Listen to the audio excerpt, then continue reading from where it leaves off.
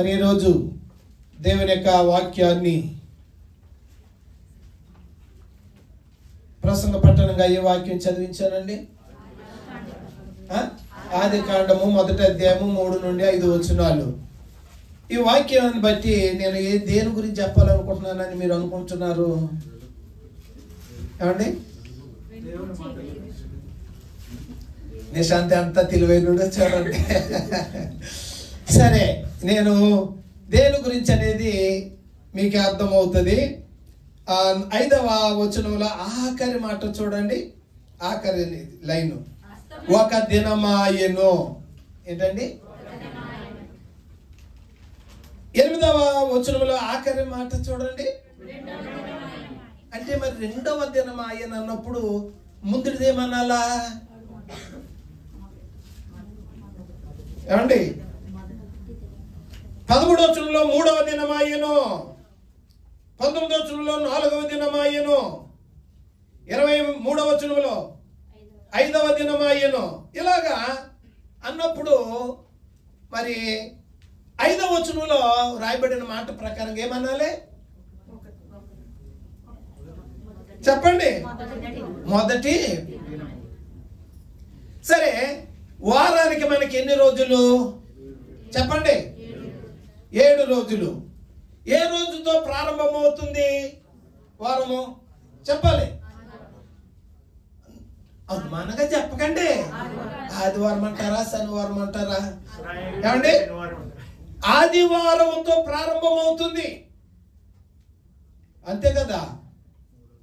ఆదివారముతో ప్రారంభమయ్యి ఏ వారంతో ముగించబడుతుంది? శనివారము. ఆ యొక్క శనివారము ఎన్నో దినము? 7వ దినము. ఆ 7వ దినాన్ని ఏమన్నారు? విశ్రాంతి దినము. గనుక 6 దినాలు నీవు కష్టపడి పని చేసి 7వ దినాన్ని విశ్రమించమని, ఇది పాత నిబంధనలో మరి యూదులు ఆచరించినటువంటి దినాలవి. కానీ క్రొత్త నిబంధనలో యేసు ప్రభు వారు, అపోస్తలులు ఈ యొక్క విశ్రాంతి దినాన్ని ఏం చేశారండి? విశ్రాంతి దినాన్ని కాకుండా ఆదివారమును ప్రభుని ఆరాధించేటువంటి దినముగా మార్చేశారు. ఎందుకో ఈ మాటలన్నీ రోజు నేను చెప్పాలని ఆశిస్తుంటున్నాను. ఆదివారము ఈరోజు నా అంశం. ఏ వారం అండి? ఆదివారము. ఆదివారమును గురించి పరిశుద్ధ బైబిల్ గ్రంథంలో 7 అనుభవాలు మీకు జ్ఞాపకం చేయాలని ఆశిస్తూ ఉన్నాను. ఏంటండి? 7 అనుభవాలు. ఆదివారం యొక్క ప్రాముఖ్యతలో ఉన్నటువంటి 7 అనుభవాలు జాగ్రత్తగా వినండి. ఆదివారము. ఆది అంటే ఆది అంతము. ఆది అంటే ఏంటి? మొదటిది లేక ప్రారంభము. అంతం అంటే ముగింపు, ఆఖరిది. ఆది అనగా ఆదివారము కదండి. అంటే ఆది అంటే ప్రారంభము నుండి ఉన్న రోజు, మొదటి రోజు. ఆ మొదటి రోజు ఏదనగా ఆదివారము. అయితే ఇప్పుడు యేసు మరి దేవుని యొక్క వాక్యములో మనం చూస్తే మరి ఆదివారము అని యొక్క మొదటి దినము ఆదివారము. ఆ యొక్క మొదటి దినమైనటువంటి ఆదివారాన్న దేవుడు దేనిని కలుగ చేశాడు? 3వ వచనం చదువుదాం. ఆదికాండం 1వ అధ్యాయం 3వ వచనం. దేవుడు వెలుగు కమ్మని పలుకగా వెలుగు కలిగిన. చాలండి ప్రియులారా, ఆదివారము మొదటి దినాన్ని దేవుడు దేనిని కలుగజేశాడు? వెలుగును కలుగజేశాడు. ఈ యొక్క భూమి మీద వెలుగు అనేటువంటిది ఎంత ప్రాముఖ్యం అంటే, వెలుగు లేకపోతే చీకటిలో మనుషులు ఏమైనా చేయగలరండి? కనుక చీకటిలో మనం ఏమి చేయలేం. ఎందుకంటే మనం చేయవలసిన ఎన్ని వెలుగుంటుండగా మనం చేసి చక్కబెట్టుకొని చీకటి అయ్యేటప్పటికి మనం ఏం చేస్తాము? నిద్రపోతాం, రెస్ట్ తీసుకుంటాం కదా. అదే కనుక ఇంక వెలుగు లేదనుకోండి, మనకి రాత్రి ఎలాగుందో 24 గంటలు అలాగే చీకటిగా ఉంటే ఎలా చేయగలమా? ఎక్కడికైనా వెళ్ళగలమా? వెలుగు చాలా ప్రాముఖ్యమైనది. కనుక దేవుడి యొక్క సృష్టిలో ఆదిలో దేవుడు భూమిని మరి ఆయన ఆకాశంలోనే ఆయన కలుగు చేశాడు. ఆదిలో ఎప్పుడో కొన్ని వేల సంవత్సరాలకి పూర్వమే. అయితే దేవుడు అంటండి మొదటిగా కలుగు చేసినది దేనినంటే వెలుగును. ఈ యొక్క వెలుగును గురించి మనము దేవుని యొక్క వాక్యములో మనము చూస్తే యోహాను సువార్త 8వ అధ్యాయము 12వ వచనం చూడండి. యోహాను సువార్త 8వ అధ్యాయం 12వ వచనం. మరలా యేసు నేను లోకమునకు వెలుగును, నన్ను వెంబడించువాడు చీకటిలో నడువక జీవపు వెలుగు కలిగి ఉండునని వారితో చెప్పాను. అనగా ఇక్కడ యేసు ప్రభు వారు ఏమంటున్నారంటే నేను లోకమునకు వెలుగు. ఆదిలో మొదటి దినాన్ని వెలుగు మనుషులందరికీ వెలిగివ్వడానికి దేవుడు వెలుగును కలుగజేశాడు. ఆ వెలుగే యేసయ్య ఏమంటున్నాడు, నేను లోకమునకు వెలుగు.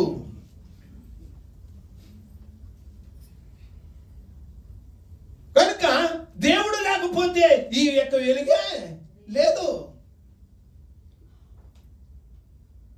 నేను లోకమునకు వెలుగునని దేవుని యొక్క వాక్యం తెలియజేస్తా ఉంది.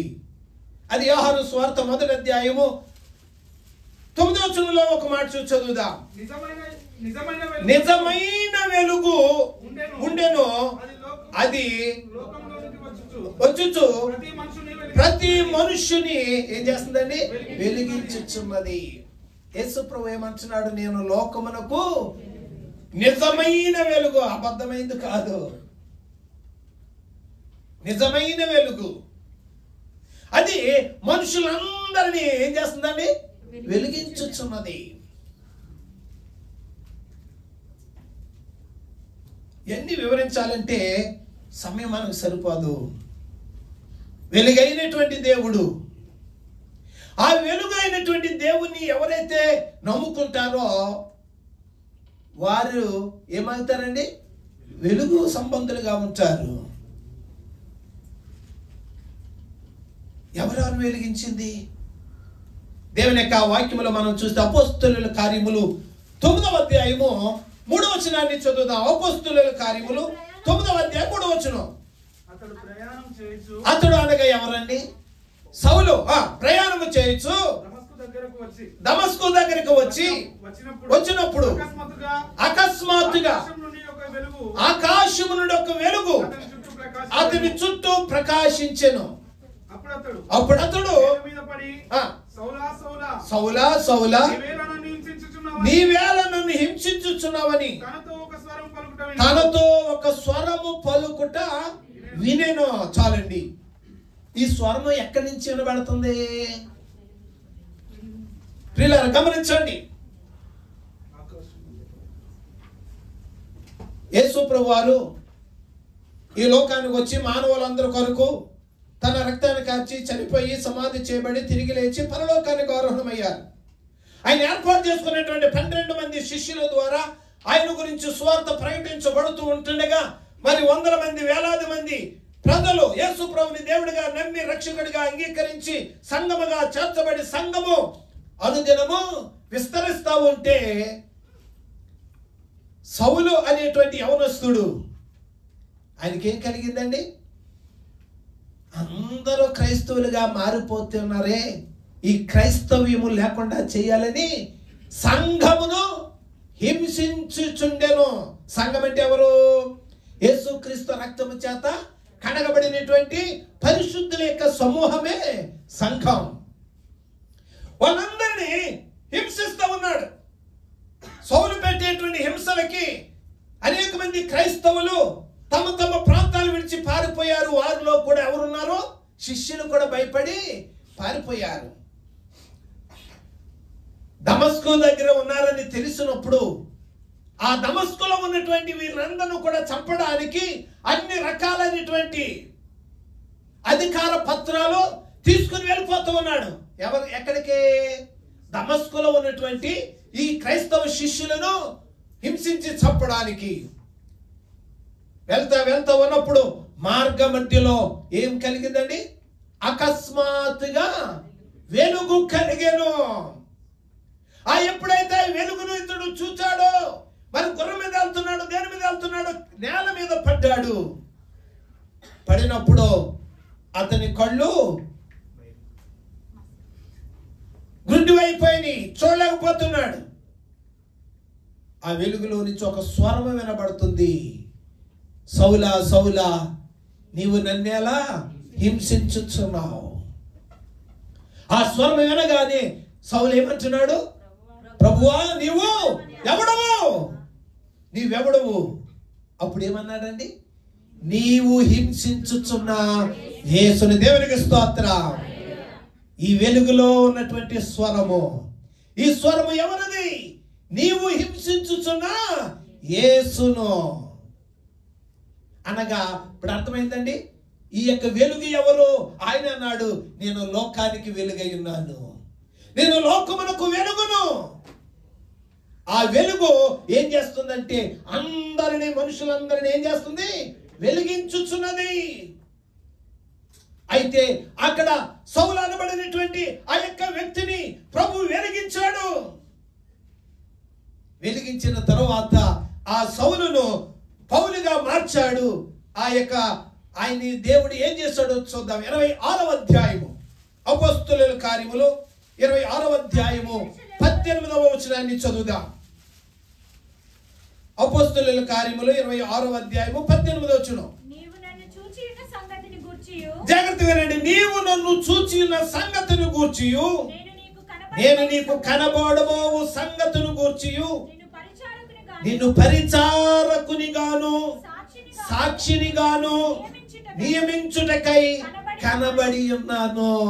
ప్రియులారా, ఆ వెలుగులో నియమించి ఉన్నాను, కనబడి ఉన్నాను. నీవు లేచి నీ పాదములు మోపి నిలువము. నేను ఈ ప్రజల వలన అన్యజనుల వలనను హాని కలగకుండా నిన్ను కాపాడెదను. ఇప్పుడు ప్రియులారా, ఎందుకు ఈ మాట అంటున్నాడు? ఆయన ప్రభులోనికి రాకముందు, వెలుగులోనికి రాకముందు, ప్రభు దర్శించక ముందు సౌలుగా ఉన్నప్పుడు ఆయన ఏమన్నాడు? నేను హానికరుడును, తర్వాత హింసకుడును, దూషకుడును, సంఘములను నేను హింసించేటువంటి వాడును. నా ద్వారానే అనేక మంది భయంకరంగా హింసించబడ్డారు. నేను ఎంతో మందిని దూషించాను. అయితే ఇప్పుడు దేవుడు వారందరికీ స్వార్థ ప్రకటించడానికి ఏర్పాటు చేసుకున్నప్పుడు ఈయన ద్వారా ఎంతమంది అయితే హింస పొందారో, దూషించబడ్డారో, మరి వాళ్ళు ఈయన ఊరుకుంటారండి? అందుకే ప్రభు ఈ మాట అంటున్నాడు. ఏమని? ఈ ప్రజల వలనను అన్యజనుల వలనను హాని కలగకుండా నిన్ను కాపాడెదను. ఎక్కడున్నారండి వాళ్ళంతాను? అనగా ఈ యొక్క లోకములో వారందరూ పాపం అనేటువంటి చీకటిలో ఉన్నారు గనక చీకటిలో నుండి వెలుగులోనికి, సాతాను అధికారము నుండి దేవుని వైపు తిప్పడానికి నేను నిన్ను ఏర్పాటు చేసుకున్నాను. దేవునికి స్తోత్రం. ప్రభునందు ప్రియమైనటువంటి వాళ్ళరా, ఈ యొక్క ఆదివారం యొక్క ప్రత్యేకత, ఈ యొక్క మొదటి దినమైనటువంటి ఆదివారం యొక్క ప్రత్యేకత ఏమిటనగా, వెలుగైనటువంటి దేవుణ్ణి కలిగినటువంటి మనము అనేకులను ఈ యొక్క వెలుగులోనికి మనం ఏం చేయాలండి? నడిపించాలి. సౌలును దేవుడు వెలుగులో దర్శించాడు, పౌలుగా మార్చాడు. ఆ యొక్క పౌలును దేవుడు ఏర్పాటు చేసుకుని చీకటిలో జీవించేటువంటి ప్రజలకు వెలుగును గురించి సాక్ష్యం ఇచ్చి వారందరిని వెలుగులోనికి నడిపించడానికి దేవుడు ఏర్పాటు చేసుకున్నాడు. ప్రియమైన సోదరి సోదరుడా, మనము కూడా ఒకనొకప్పుడు పాపం అనేటువంటి చీకటిలో జీవించినటువంటి వారమే. దేవుడు తన మహాప్రేమ చేత ఆయన మనల్ని రక్షించి తన వెలుగులోనికి నడిపించాడు.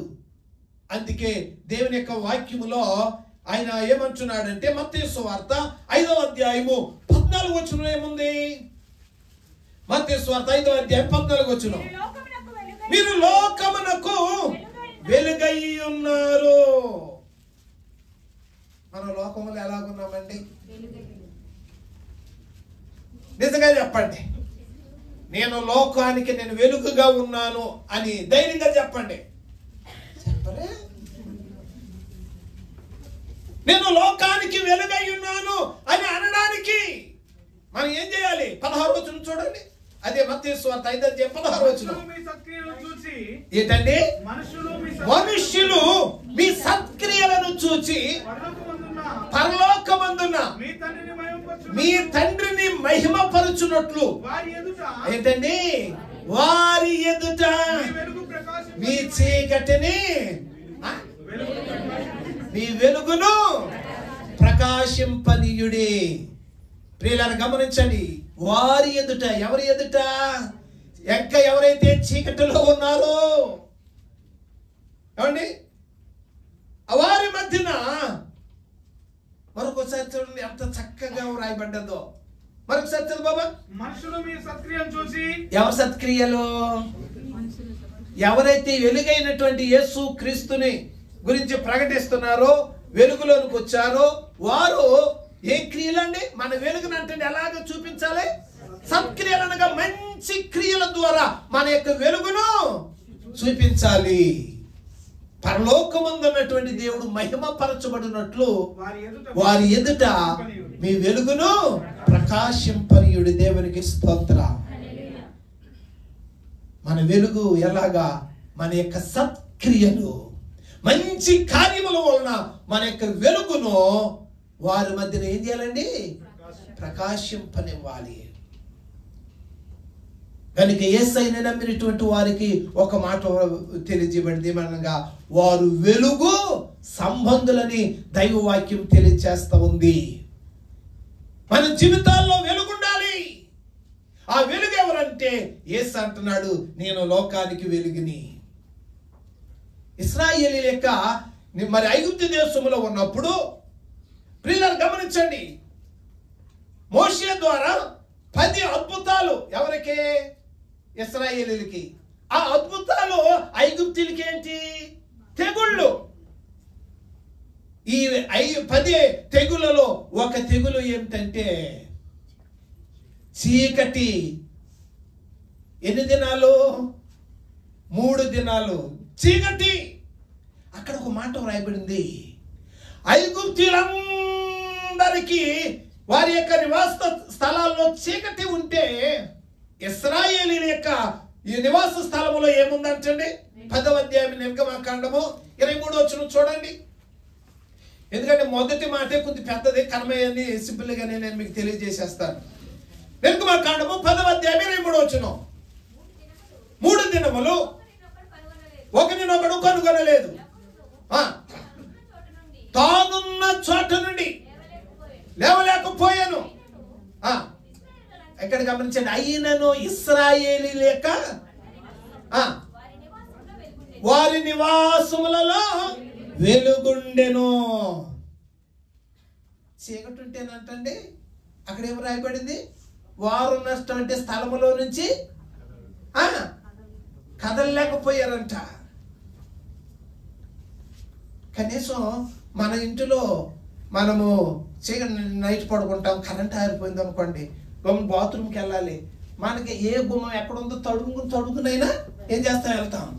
అలాగే వెళ్ళటానికి కూడా వారు ఉన్నటువంటి స్థలములో నుండి కూడా కదలలేకపోయారంట. ఎలాంటి చీకటి అది?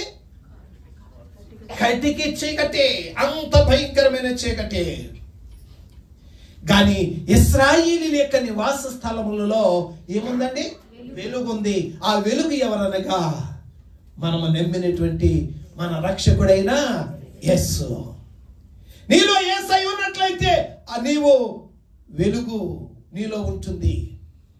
కనుక ప్రియులరా, ఆదివారం యొక్క ప్రత్యేకత ఏమిటనగా ప్రియులరా, మన యొక్క వెలుగును, వెలుగైనటువంటి యేసయ్యను ఆరాధించడానికి మనం వచ్చి ఆ యొక్క వెలుగును అనేకులకు మనం ఏం చేయాలి? కనుపరిచేటువంటి వారముగా ఉండాలి. దేవుని యొక్క వాక్యములో మనము చూసినట్లయితే ఎఫెసీ పత్రిక 5వ అధ్యాయం 8వ వచనం అంటాడు, ఒకానొకప్పుడు మీరు చీకటి అయ్యుంటిరి, ఇప్పుడు క్రీస్తు యేసునందు మీరు వెలుగై ఉన్నారని వ్రాయబడింది. మీరు పూర్వమందు చీకటి అయ్యుంటిరి, ఆ ఇప్పుడైతే ప్రభువునందు వెలుగై ఉన్నారు. ఎవరినందండి? ప్రభువునందు ఏమై ఉన్నాము. ఇంకా ఎవరైతే ప్రభులో లేరో వారందరూ ఎక్కడ ఉన్నట్టండి? చీకటిలో ఉన్నట్టే.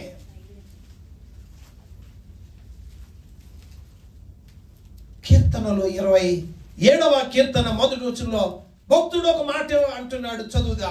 ఆయనకు వెలుగు ఏమిటి? యెహోవా నాకు వెలుగును రక్షణనై ఉన్నాడు, నేను ఎవరికి భయపడుదును. చాలండి. భక్తుడు ఏమంటున్నాడండి? యెహోవా నాకు వెలుగు. పాట ఉంది కదా, యెహోవా నాకు వెలుగాయే, యెహోవా నాకు రక్షణయే, నా ప్రాణ దుర్గమయే, నేను ఎవరికి ఎన్నడూ భయపడను, నేను ఎవరికి ఎన్నడూ భయపడను. కనుక ఈయన ఏమంటున్నాడు? యెహోవా నాకు వెలుగు, ఆయన నాకు రక్షణ. అక్కడ ఆయన ఏమంటున్నాడు? నేను ఎవరికి భయపడాల్సిన అవసరం లేదు, ఎందుకంటే ఆయన మనకు వెలుగును రక్షణ అయి ఉన్నాడు. కనుక మొదటి దినమైనటువంటి ఆదివారమున దేవుడు ఏం కలిగజేశాడండి? వెలుగును కలిగజేశాడు. ఆ వెలుగును మనము కలిగి ఉండాలి. ఆ యొక్క వెలుగే ప్రియులరా నిరంతరము ఉండబోతుంది. ఎక్కడ?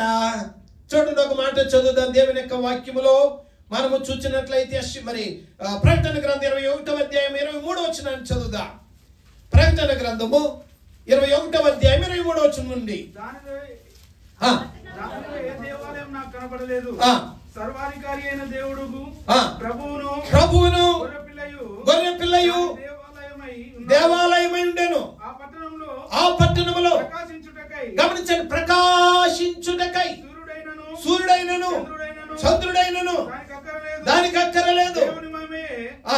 దానిలో ప్రకాశించుచున్నది. ఏంటంటే దేవుని మహిమయే దానిలో ప్రకాశించుచున్నది. చాలండి. పరలోకములోనంటండి ఏముండదు? చీకటి ఉండదు. గొర్రె పిల్లయే దానికి వెలుగా. గొర్రె పిల్ల ఎవరు? ప్రభు అయినటువంటి యేసు క్రీస్తు. కనుక పరలోకములు ఇంకా చీకటి ఉండదు. దేవుని నమ్మినటువంటి పిల్లలమైనటువంటి మనము ఈ భూలోకములో వెలుగు సంబంధులుగా ఉన్నటువంటి మనము తర్వాత నిత్య రాజ్యములో చీకటి లేనటువంటి రాజ్యములో మనము ఉంటాం. కనుక ఆదివారం యొక్క మొదటి ప్రత్యేకత ఏమిటంటే దేవుడు వెలుగును కలుగజేశాడు. రెండవది ప్రియులారా గమనించండి, వెలుగును కలుగజేసినటువంటి దేవుడు లోకానికి నేను వెలుగునై ఉన్నానని చెప్పినటువంటి ఆ యొక్క దేవుడు మానవాళందరి పాపముల నిమిత్తమై కలువరి శిలువలో తన రక్తాన్ని చిందించి తన ప్రాణమును అర్పించి చనిపోయి సమాధి చేయబడి తిరిగి లేచిన రోజు ఏ రోజు అండి? మత్తయి సువార్త 28వ అధ్యాయము మొదటి వచనాన్ని చదువుదాం. ఏ దినమండి? ఇక్కడ ఆ మాట ఎందుకు రాశాడో తెలుసా? విశ్రాంతి దినం ఇప్పుడు శనివారము. విశ్రాంతి దినము గడిచిపోగానే ఆదివారమున ఏ వారం అండి? ఆదివారము. మీరు కిందగా చదివినట్లయితే యేసయ్య ఏమన్నాడు? ఆయన బ్రతుకున్నప్పుడు, ఇదిగో నన్ను సిలువేస్తారు, నన్ను సమాధి చేస్తారు, 3వ దినాన్ని తిరిగి వేస్తారని చెప్పాడు. 3వ రోజు ఆదివారం అని వాళ్ళకి తెలిసి ఆయన లేస్తాడు కదా, సుగంధ ద్రవ్యాలు పూయిదామని కొంతమంది స్త్రీలు ఆదివారము పెందల కడ లేచి చీకటిని లేచి వారు వెళ్ళారు. అప్పటికే ప్రభువు తిరిగి లేచాడు. 4 సువార్తలో రాయబడింది. మరొకరు చదవండి 16వ అధ్యాయం మార్కు సువార్త 1వ అధ్యాయం, ఇంకొకరు లూకా సువార్త 24వ అధ్యాయం 1వ వచనం, ఇంకొకరు యోహాను సువార్త 20వ అధ్యాయం 1వ వచనం. విశ్రాంతి దినం గడిచిపోగానే మగ్దలేని మరియు యాకోబు తల్లి అయిన మరియు సలోమియు వచ్చి ఆయనకు పూయవలని సుగంధ ద్రవ్యం కొనిరి. వారు ఆదివారం పెద్దల కడ ఆదివారమున మనకు కావాల్సిన మాట లూకాసు 24:1 చూడండి. ఆదివారమున యోహాను సువార్త 20:1 చాలండి. నలుగురు కూడా యేసు ప్రభువారు పునరుద్ధానుడై తిరిగి లేచినటువంటి రోజు గురించి నలుగురు స్వార్థికులు స్పష్టంగా రాశారు. ఏ రోజండి? ఆదివారము. ఏ రోజు మరి ఏంటది ఆదివారం? ఆ రోజు ఏంటి? యేసయ్య సమాధిని ఓడించి మృత్యువును జయించి తిరిగి లేచినటువంటి పునరుద్ధాన దినము. ఏ దినం అండి? ఆ దినం ఏమి రోజు అన్నారు? ఆదివారము. పునరుద్ధాన దినం అనగా ఆదివారము. ఆదివారము నీ కోసము నా కోసం ఆయన తిరిగి లేచినటువంటి రోజు. ఆ రోజుకు ఉన్నంత శక్తి అంత విలువ ఇంకో రోజుకు ఉందండి? ఈ మధ్యనే న్యూస్లో ప్రపంచంలోనంటే పండితులు, జ్ఞానులు, ఇంకా లోక తత్వం తెలిసినటువంటి వారు ఒక విషయాన్ని రాశారంట. ఈ 7 రోజుల్లో ఏ రోజుని ఎలాంటిదో వారు పరిశోధించి వాళ్ళు అన్నారంటే ఏమని, ఆదివారమున మనం ఏదనుకున్నా అది జరుగుతుంది, ఆదివారమున ఏ చెడు లేదన్నట్టుగా నిర్ధారించారంట. వీళ్ళు మొన్నే కానీ బైబిల్ ఎప్పుడు చెప్తుంది? కొన్ని వేల సంవత్సరాల క్రిందటే ఆదివారం యొక్క ప్రత్యేకత, ఆశీర్వాదం గురించి కొన్ని వేల సంవత్సరాల ముందే దేవుడు తెలియచేసి ఉంటున్నాడు. కనుక ప్రియులారా, ఇక్కడ పునరుద్ధాన దినము. మనుషుడికి ఎన్ని దినాలు ఉన్నాయండి? మనుషుడికి ఎన్ని దినాలు? మనుషుడికి 2 దినాలు. ముందే మరణ దినమా? చనిపోయిన తర్వాత జ్ఞాపకార్థం కూడికి వేసినప్పుడు అక్కడ ఏమని చేస్తారు? జనన దినము, మరణ దినము. మరి యేసు ప్రభుకి 3 అండి. ఆయన యొక్క జన్మము, ఆయన యొక్క మరణము, ఆయన యొక్క పునరుద్ధానము. దేవునికి స్తోత్రం. ఆయనకు 3 దినాలు. మరి జన్మదినము, మరణ దినము, పునరుద్ధాన దినము. కనుక యేసయ్య సమాధి నుండి తిరిగి లేచినటువంటి రోజు ఏ రోజు అనగా ఆదివారము. అందుకే కృత నిబంధనలో అపోస్తలులు యేసయ్యని నమ్మినటువంటి వారందరూ కూడా ప్రభుని ఆరాధించడానికి ఏ రోజుని నిర్ణయించారండి? ఆదివారం. ఇంకా చాలా మంది ఏం చేస్తున్నారు? శనివారాలే ఆరాధిస్తూ ఉన్నారు. ప్రియులారా, ప్రపంచం అంతా కూడా వాక్యము కృత నిబంధన యేసయ్య చెప్పిన రీతిగా. కనుక దేవుని యొక్క వాక్యములో మనము చూసినట్లయితే పునరుద్ధానము దినమే ఆదివారము. 3వ మాట చదువుదామండి. ఆదివారములో 3వ ప్రత్యేకత దేవుని యొక్క వాక్యములో మనము చూస్తే అపోస్తలుల కార్యములు 2వ అధ్యాయము 1 నుండి 4 వచనాల్లో మనము చూసినప్పుడు 1వ వచనాన్ని చదువుదాం. పెంతెకోస్తు పండగ దినము వచ్చినప్పుడు అందరూ ఒక చోట కూడి ఉండగా వేగముగా వీచు బలమైన గాలి వంటి ఒక ధ్వని ఆకాశం నుండి మరియు అగ్ని జ్వాలల వంటి నాలుకలు విభాగింపబడినట్టు వారికి కనబడి ఒక్కొక్కరి మీద వ్రాలగా అందరూ గమనించండి, పరిశుద్ధాత్మతో నిండిన వారై. చాలండి, పరిశుద్ధాత్మతో నిండిన వారై. ఏ రోజున? జాగ్రత్తగా అక్కడ మనం మొదటి చదవం. పెంతెకోస్తు దినమున, పండగ దినమున. పెంతెకోస్తు అనే మాటకు అర్థం ఏంటండి? అదే పెంతెకోస్తు సంఘానికి సంబంధించిన వారు ఇండియాలో ఎవరు లేరండి? జోస్తన ఉంది. పెంతెకోస్తు అనే మాటకు అర్థం పెంతెకోస్తు అనే మాటకు అర్థం తెలియకపోతే ఎట్లాగా? పెంతెకోస్తు అనే మాటకి 50వ దినము. ఏంటండి? ఎందుకు పెట్టారు ఆ పేరు? యేసు ప్రభువారు సమాధి నుండి తిరిగి లేచిన తర్వాత ఏమండి 50వ దినమున పరిశుద్ధాత్మ కుమ్మరించబడింది అనగా అక్కడ వ్రాయబడిన మాట పెంతుకోస్తు పండుగ దినమున అని మనం చదవం కదా. అనగా పెంతుకోస్తు అనగా 50వ దినము. మీరు లెక్కలేండి, యేసు ప్రభువారు సమాధి నుండి తిరిగి లేచిన రోజు నుండి అంటే 50 దినాలు, 50వ రోజు ఏ రోజు వచ్చిందో మీరు లెక్క కట్టండి ఒకసారి. ఆదివారమే వచ్చింది. ఇంకా తప్పు అయితే తర్వాత నాకు చెప్పండి. ఏమండి, యేసయ్య సమాధి నుండి తిరిగి లేచిన రోజు నుండి 50వ రోజు వరకు ఈ 50 రోజులు లెక్క పెడితే అనగా ఆయన తిరిగి లేచిన రోజు ఏది? ఆదివారము. ఆ రోజు నుండి 50 రోజులు మీరు లెక్క పెట్టండి, మరలా ఆదివారమే వస్తుంది. అనగా ప్రియులారా గమనించండి, ఆదివారం యొక్క 3వ ప్రత్యేకత ఏమిటనగా పరలోకము నుండి పరిశుద్ధాత్మ భూమి మీదకి దిగి వచ్చినటువంటి రోజు. పరిశుద్ధాత్మ అంటే ఎవరు? దేవుని యొక్క ఆత్మ. పరిశుద్ధాత్మ అంటే ఎవరు? ఆదరణకర్త. పరిశుద్ధాత్మ చేసే పనులు ఏంటంటే దేవుని యొక్క వాక్యములో ఆయన మిమ్మును సర్వ సత్యములోనికి నడిపించును. దేవునికి స్తోత్రం. పరిశుద్ధాత్ముడు పాపములను ఒప్పింపచేయును. పరిశుద్ధాత్ముడు మరి నువ్వు చేసేటువంటి పాపముల నిమిత్తము నీకు తెలియచేయును.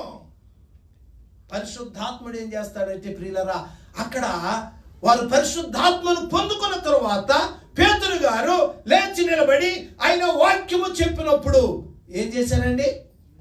అనేక మంది మారు మనసు పొంది బాప్తిస్మము పొంది సంఘములో చేర్చబడ్డారు. ఇంచుమించు ఎన్ని వేల మంది అండి? 3,000 మంది. నిజమే ప్రియులారా, పరిశుద్ధాత్మని యొక్క కార్యములు ఎలా ఉంటాయంటే అవి మనుషుల ద్వారా జరిగేవి కాదు. పేతురు గారు అంతవరకు మరి ఒక్కరు కూడా రక్షించినట్టుగా లేదు. ఎప్పుడైతే పరిశుద్ధాత్మను ఆయన పొందుకున్నాడో, అందుకే మరి అపోస్తుల కార్యములో 1వ అధ్యాయం చూడండి, అక్కడ ఒక మాట రాయబడింది, అయినను పరిశుద్ధాత్మ మీ మీదికి వచ్చినప్పుడు మీరు శక్తి నొందెదరు చాలు. దేవునికి స్తోత్రం. ప్రియులారా, మనము పరిశుద్ధాత్మ పొందుకుంటే ఏం కలుగుతుందండి? శక్తి. ఆ యొక్క శక్తి అనేకమైన గొప్ప కార్యాలు జరిగిస్తుంది. అది అపోస్తుల కాలములో పరిశుద్ధాత్మ శక్తి ద్వారా అపోస్తులు ఎన్నో గొప్ప కార్యాలు జరిగించారు. దేవునికి స్తోత్రం. మీరు అపోస్తుల కార్యములు అంతా చదవండి. కనుక దేవుని యొక్క వాక్యములో మనము చూసినట్లయితే మారు మనసు పొందిన వారు పరిశుద్ధాత్మను వరము పొందుదురు. పరిశుద్ధాత్మని ఎంతమంది పొందుకున్నారండి? పొందుకోవటం అంటే నీవు ఎప్పుడైతే మారు మనసు పొందుతావో, నీ పాపములను ఒప్పుకొని నీవు బాప్తిస్మము పొందుతావో అప్పుడే నీవు పరిశుద్ధాత్మని వరమును పొందుకుంటావు. కనుక ఆదివారం యొక్క 4వ ప్రత్యేకత ఏమిటనగా పరిశుద్ధాత్మ కుమ్మరించబడినటువంటి రోజు. త్వరగా వెళ్ళిపోదాం. 4వది ఏమిటనగా దేవుని యొక్క వాక్యములో యోహాను సువార్త 20వ అధ్యాయము 19వ వచనములో చూస్తే, యోహాను సువార్త 20వ అధ్యాయం 19వ వచనములో చూస్తే, ఆదివారము సాయంకాలమున శిష్యులు యూదులకు భయపడి తాము కూడి ఉన్న, చాలండి, వారు కూడి ఉన్న రోజు ఏ రోజు అండి? అది ఆదివారం. వారు తలుపులు మూసుకొని ఉంటుండగా ప్రభువు వారి మధ్యకు వచ్చి నిలిచేను. అనగా యేసయ్య సమాధి నుండి తిరిగి లేచిన తర్వాత మొదటి దర్శనము, మొదటి ప్రత్యక్షత ఎవరికి? ఆదివారం రోజున శిష్యులకు ఆయన అనుగ్రహించి ఉంటున్నాడు. చెప్పడానికి సమయం లేదు కాబట్టి 5వ మాటలోనికి వెళ్ళిపోదాం. అపోస్తులుల కార్యములు 20వ అధ్యాయం 7వ వచనం. అపోస్తులుల కార్యములు 20వ అధ్యాయం 7వ వచనం. ఆదివారమున రొట్టె విరుచుటకు కూడినప్పుడు చాలండి. ఆదివారం ఏంటండి? ఆదివారం యొక్క మరొక ప్రత్యేకత ఏమిటి? రొట్టె విరుచుట. మరి మనం ఇండియాలో అయితే మా సంఘాల్లో ప్రతి ఆదివారము ప్రభు యొక్క బలారాధన ఉంటుందండి. కానీ ఇక్కడ మనకి సమయము బహు తక్కువ కాబట్టి మనం నెలలో మొదటి ఆదివారము ప్రభు బల్ల మనం ఇస్తూ ఉంటున్నాం. కానీ వాక్య ప్రకారంగా చూస్తే ప్రతి ఆదివారము సంఘములో పరిశుద్ధులు ఏం విరవాలండి? రొట్టె విరవాలి. ప్రభు యొక్క బలలో పాల్గొనాలి. అది దేవునితో సహవాసం, మరి తండ్రితో సహవాసం, కుమారునితో సహవాసం, పరిశుద్ధుల సహవాసం, రొట్టె విరుచుట అనేది. కనుక ఆదివారము 5వ యొక్క ప్రత్యేకత ఏమిటనగా రొట్టె విరుచుట, దేవునితో సహవాసం. 6వదిగా చూసినట్లయితే ప్రియులారా, నేను చదివి ముగించేస్తాను ఎందుకంటే సమయం పరిగెత్తుకుపోతుంది. 6వ మాట కొరింథీయులకు రాసిన మొదటి పత్రిక 16వ అధ్యాయము మొదటి 2 వచనాలు. పరిశుద్ధుల కొరకైన ఏంటండి? సందా విషయమైతే నేను గలతీయ సంఘములకు నియమించిన ప్రకారము మీరును చేయుడి. గమనించండి, అందరూ చూస్తున్నారు కదా. నేను వచ్చినప్పుడు సందా పోగు చేయకుండా ఎప్పుడండి? ప్రతి ఆదివారము మీలో ప్రతి వాడును తాను వర్ధిల్లిన కొలది కొంత సొమ్ము చేయవలెను. ఎప్పుడండి అది? అక్కడ వ్రాయబడిన మాట ఆదివారం, ప్రతి ఆదివారము. అందుకే మనము ఏం చేస్తున్నామండి? చందా ఎత్తుతూ ఉన్నాం. ఇది పరిశుద్ధుల కొరకు, పరిశుద్ధుల కొరకైనటువంటి సందా. మనం ఏం చేస్తున్నామా? వచ్చిన సందాన్ని చర్చి రెంటలకు ఇస్తా ఉన్నాం కదండి. అసలు నిజంగా ఈ చందా అనేది పరిశుద్ధుల కొరకు ఏం చేయాలండి? చందా ఎత్తాలి. సరే, ఆదివారము దినాన్న మరొక ప్రత్యేకత ఏమిటనగా చందా మరి మనము పోగు చేసేటువంటి దినమని దేవుని యొక్క వాక్యములో మనము చూస్తూ ఉన్నాం. ఈ వాక్యాన్ని బట్టి కొంతమంది మిగిలిన రోజుల్లో ఎప్పుడు కూడా సందా ఎత్తరు, ఆదివారం ఎత్తుతారు ఈ వాక్యమును బట్టి. కానీ మనం దేవుని కొరకు దేవుని కార్యాలు జరగాలంటే డబ్బులేంది జరగదు. కాబట్టి కొన్ని సమయాల్లో మరి మిగిలిన రోజుల్లో కూడా ఎత్తటం జరుగుతూ ఉంది. కనుక ప్రియులారా, ప్రతి ఆదివారం మనం దేవుని సన్నిధికి వచ్చినప్పుడు మనం సందా సిద్ధపరిచి తీసుకుని రావాలి. ఇక్కడికి వచ్చిన తర్వాత డబ్బులే 2,500 ఇక్కడికి వచ్చి మార్చుకోవటం కాదు, మనం సిద్ధపడే రావాలి. అక్కడ వ్రాయబడిన మాట ఏమని ఉందంటే దేవుని యొక్క తాను వర్ధిల్లిన కొలది. ఏంటండి? తాను వర్ధిల్లిన కొలది. కొంతమంది జీతం ఇచ్చుకుంటారు, మధ్యలో బోనస్ వస్తాయి, మధ్యలో కొన్ని గిఫ్ట్లు వస్తాయి. దేవుడు నేను ఆశీర్వదిస్తున్నాడు కదా, నీ ప్రతి వారం వేసినట్టుగా 5 నువ్వు పట్టుకురావటం కాదు. దేవుడు నిన్ను ఎంతవరకు వర్ధిలింపజేశాడో నీ వర్ధిల్లను కొలది ఏం చేయాలండి? దేవునికి ఇవ్వాలి. ఎన్ని మాటలైపోయినాయండి? 6 చివరిది ప్రకటన గ్రంథం 1వ అధ్యాయం 10వ వచనం. ప్రకటన గ్రంథం 1వ అధ్యాయం 10వ వచనం. ఏ దినమండి? ఏ దినం? ప్రభు దినమందు ఆత్మవశుడునై ఉండగా. చాలండి. ప్రభు దినం అంటే ఏ దినము అంటే ఈ మాట అసలు ప్రభు దినం అంటే యేసయ్య 2వ రాకడ గురించి. ఈ మాటలు రాసేటప్పటికి 2వ రాకడ జరగలేదు కాబట్టి దీన్ని ఏమన్నారంటే మరొక తర్జుమాలో దానిని సండే అన్నారు, ఇంగ్లీష్లో, ఒక బైబిల్లో. అనగా ప్రభు దినం అనగా ఏ రోజు అండి? ఆదివారము. ఇది ఎవరి దినము? ఆదివారం అనే దానికంటే ఇక్కడ పరిశుద్ధాత్మ దేవుడు ప్రకటన గ్రంథంలో మరి భక్తుడైనటువంటి యోహాను ద్వారా తెలియజేసిన మాట ఏంటంటే ఆదివారం కన్నా ఏమంటే బాగుంటుందండి? ప్రభువు దినము. మరి ప్రభు దినం అంటే అది మనకు సంబంధించిందండి? జాగ్రత్తగా ఉండేది. ప్రభు దినం అంటే ఏంటి? అది మనదే మంద కాదంటే ఏంటి? ఎట్లాగా? నేను కొంతమంది పెద్దల పేర్లు రాశాను. రాంబాబు గారు రాలేదు ఏమండి? ఇంకా మిగిలిన వారు వచ్చేసినట్లుగానే గంగరాజు గారు, ప్రభాకర్ గారు మొదట్లో రాలేదు కానీ వచ్చేసారు. ఆ పేరు కూడా రాన్న లిస్టులో రాశాను. ఎందుకంటే అంటే ఇక్కడ గమనించండి, రానటువంటి వారు రాంబాబు గారు ఏమన్నా నాకు డ్యూటీ ఉన్న కారణాన్ని బట్టి నేను రాలేకపోతున్నానని పెద్దల ఎల్డర్స్ గ్రూప్ లో పెట్టాడు. మరి ఇది ఆయన దినమా ప్రభు దినమా? మరి ప్రభు దినం అయితే ఏం చేయాలైనా? నేను ఆయనకి చెప్పాను, ఈరోజు సెలవండి అందరికీ యాద చేసుకుంటే 100కి 200 దొరుకుతాయి. కానీ 200 దొరుకుతున్నాయి వెళ్తే నీకు ఎన్ని వందలు అవుతుందో తెలుసా? ఏదో ఒక రోజు పడుతుంది టిక్ మనది అనుకోండి, 1000 రూపాయలు, 1000 ధరంస ఏదో అనుకుంటున్నారు చాలా మంది. దేవుని సన్నిధి మానేసి వార్తలకి వెళ్తే డబ్బులు కదా అని అనుకున్నది ఏదో రూపంలో పోతుంది. అది వాక్యం ఏముందో తెలుసా? చిల్లి సంచులో వేసినట్టుగానే ఉంటది. నువ్వు ప్రభు సన్నిధి మానేసి నువ్వు ఎంత కాడికి సంపాదించుకున్నా అది సిల్లు సంచులో వేసిన దాంతో సమానం.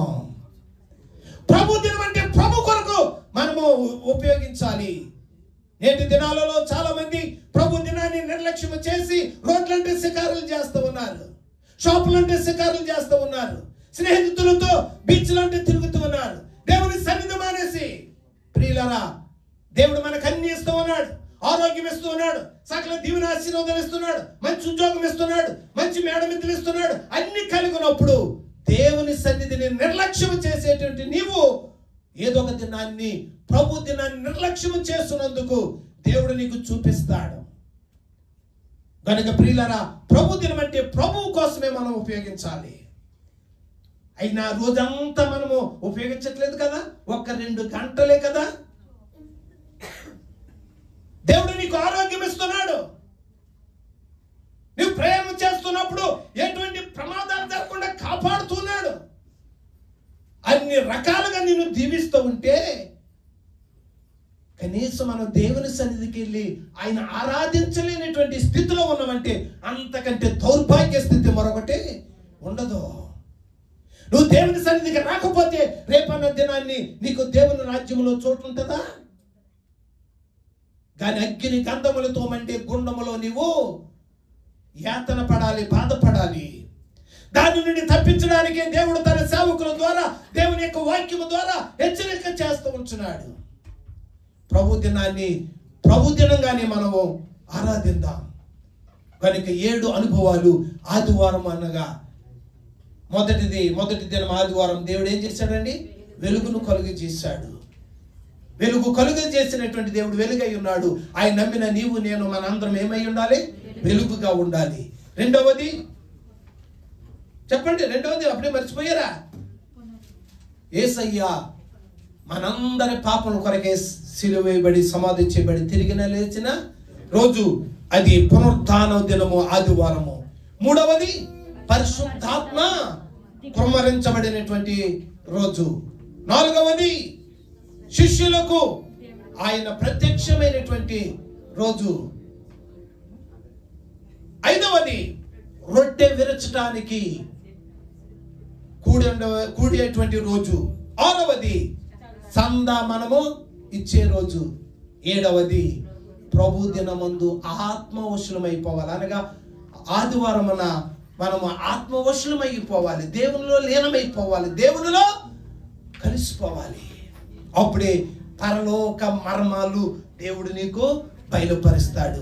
ప్రకటన గ్రంథం అంతా కూడా జరగబోయేటువంటి విషయాలన్నిటినీ యోహాను గారికి దేవుడు బయలుపరిచాడంటే దానికి కారణం ఏంటండి? ఆయన ఆత్మ వశుడైన కారణమును బట్టి.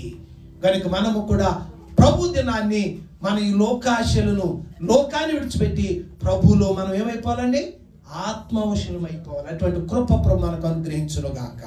ఆమేన్. మరి యొక్క సమయంలో మరి కృతజ్ఞత కానుకల సమర్పణ, మరి కవర్లు మీరు